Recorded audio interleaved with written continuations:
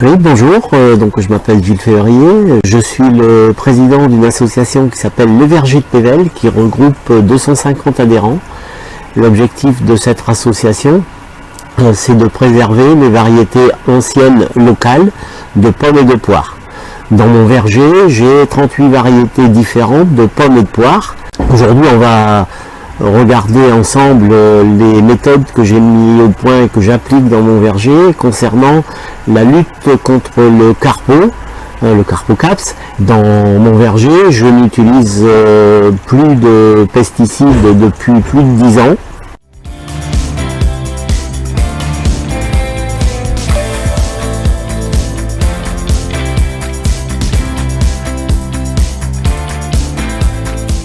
Jusqu'il y a 2 ans, je faisais un badigeon de tout le tronc des arbres, alors uniquement les arbres qui ont de l'écorce formée.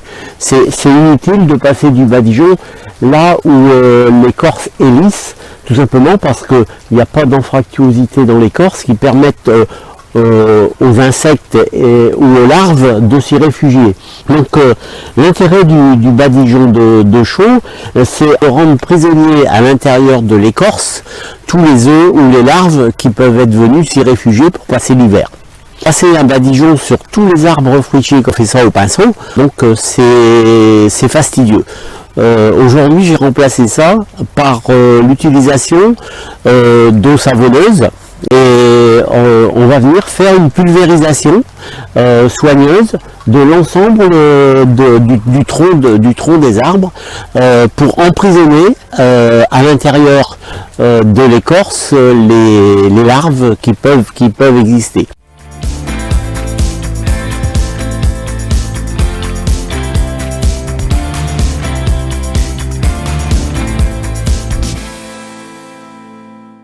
Quand le carpeau a terminé de manger les pépins à l'intérieur des noyaux et que l'automne approche, on a à ce moment-là la descente des chenilles qui vont suivre les ramifications de l'arbre pour aller passer l'hiver en terre.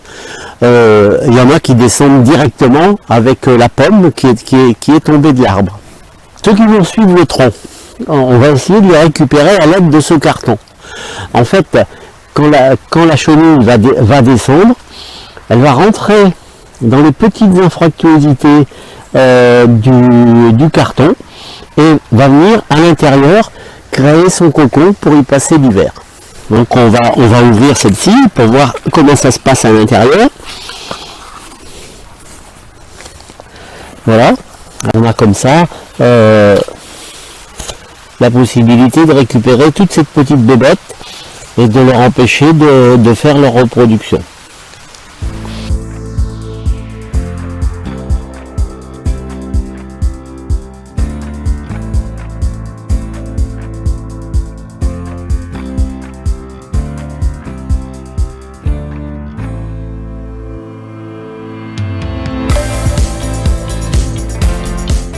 Dans les arbres, on va mettre des bouteilles comme celle-là, et on va tailler de chaque côté une petite fenêtre de l'ordre de 5 cm sur 5.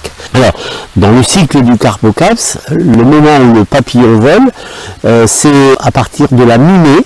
Il faut maintenir en place ces bouteilles remplies de jus de pomme au moins jusqu'au fin juillet. En renouvelant le jus de pomme à peu près tous les 15 jours. L'intérêt de ça, c'est que le papillon, quand il va se déplacer pour pondre à l'intérieur de l'arbre, il va sentir l'odeur de la pomme et il va s'approcher et venir se noyer dans le jus de pomme à l'intérieur. On a des belles captures occasionnelles de l'ordre de plusieurs dizaines de papillons sur une même nuit. Maintenant, c'est pas un piège sélectif, on va prendre aussi des frelons, des guêpes, des mouches, d'autres papillons. Par contre, on ne prend pas d'abeilles.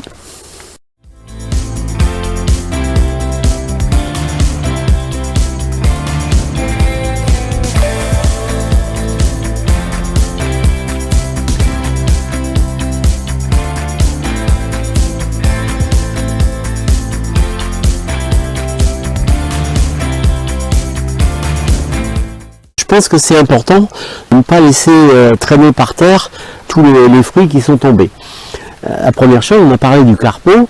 le ver du Carpocaps va provoquer la chute des pommes. En général, le ver est ressorti de la pomme avant qu'elle ne tombe. Parfois, quand même, il y a des vers qui restent dans la pomme. Si vous ramassez les pommes, vous évacuez après hors de votre de la zone du verger, vous évacuez ces pommes, donc le carpo ne sera pas là pour la reproduction.